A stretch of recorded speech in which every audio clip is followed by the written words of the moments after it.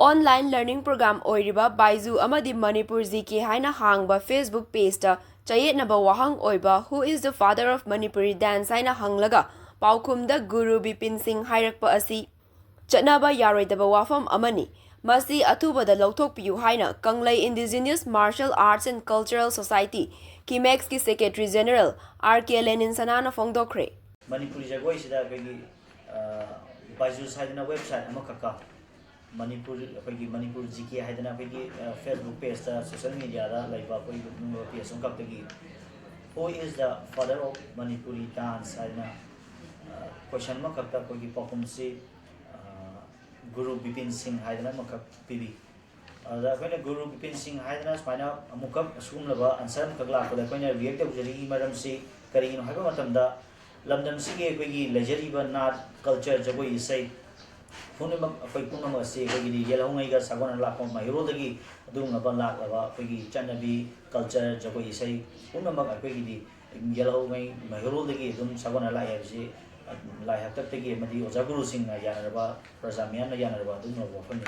मरम अदुना अखोइगी जगोइगी माइरोदगी लाखबा जगोई इसै सिंह असि अखोइना हुजि हुजिकी मिरो जगोई इसै तौजरिबा खुनागी माइरो सिंह आर्टिस्ट सिंह अखोइगी गुरु अहुमखक ngasi फाउबदा दुम संगा सोनरी आदि योसेबी मखोम अहुम हाइदना सोनरीबा गुरु अहुम गुरु अमुदोन गुरु अमुबी गुरु तोंबी हारिबा गुरु अहुम सिना अखोइगी मणिपुरीगी ओइबा मैतै खुनागी जगोई फजरबा सिंह असि यामना मचा खाना यामना सेंबी साबिरगा थंबिरमी अदुगा कोई सेंबीरबा साबिरमीबा कोई सुगुमलबा जगोई सि करम जगोई नो हाइबा कांदा ngasi अखोइना मिट मांग उरिबा जगोई रास गाइना अखोइना खंगनाय बिरिबा the classical so dance classical dance हाइना यामना क्लासिकल मोंदा यामना फजरबा मोंदा सेंबी साबिरमीबा सि कोई हाइबा गुरु अहुमसिना थंबिरमनबा अखोइगी दोनबा मणिपुरीगी मनुंग चन लरिबा अखोइगी मैतै ओइबा अखोइगी सुगुमलबा जगोई डांस फॉर्म सिंह असि थंबिरमी अदुगा ngसाइगी गुरु बिपिन सिंह हाइबासिना अखोइगी हलैरिबा गुरु अहुमसिदगी थंगरखिबा अदुगुमलबा गुरु अहुमखने अदुगा अखोइना मंगोंदा अखोइगी गुरु बिपिन सिंह से अखोइगी फादर ऑफ मणिपुरी डांस ने हाइदा येचरिगी मरंदी ngसाइ गुरु अहुमसिमक्सु मखोइगी हुजे हुजिकी अखोइगी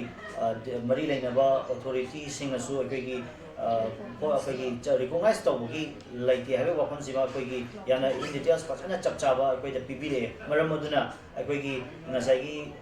गुरु अहुमदगी थंगरपा गुरु असिना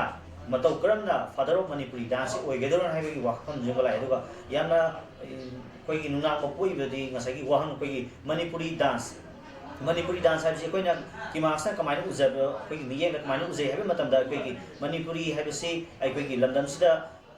तारिबा येलोंगैदगी लोइनरकलगा लै लाकमिनरको येलो फ्रूट हाइजब तारे सुगुमलबा फ्रूट मचागी ओइबा मसागी टॉप टॉपता जगोई इसै लोल सिंह असि मोइगी ट्रेडिशन मै कल्चर चप चाना लै मसी अखोइगी मणिपुरी डांस हाइबगी मनुंगा चनम थोइ हाइबसी अखोइगी किमासकी माइकैदगी थमजरी मरम अदुना अखोइगी मणिपुरी डांस अमगी फादर से कनानो हाइबा मतमदा गुरु बिपिन सिंह असि मतिक चादे अमदी मरम चादे हाइबसी अखोइगी मास्की साइडगी थमजरी